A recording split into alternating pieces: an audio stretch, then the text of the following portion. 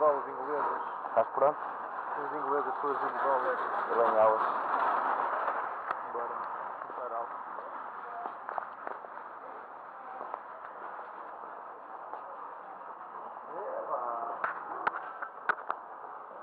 Vai ser. Isso. É saída. Olha. Tcharam!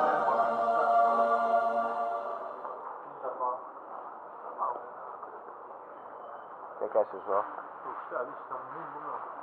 Dá vontade de abraçar as garrafas. Vamos só até à Superbox e fechamos? 30?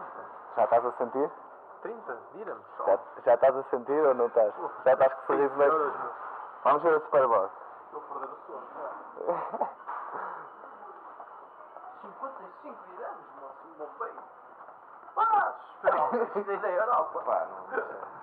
Tem licença da Europa. Mas o que é que isto era? Eu pensei que isto era uma barraca, para ser sincero, pá. Vou dizer que ia ter-se-me abraçar as garrafas todas. Isto é um sonho. Isto nem em Portugal, nem em Marco. Efeito Barracuda número É um sonho, pá. 4 ou 5.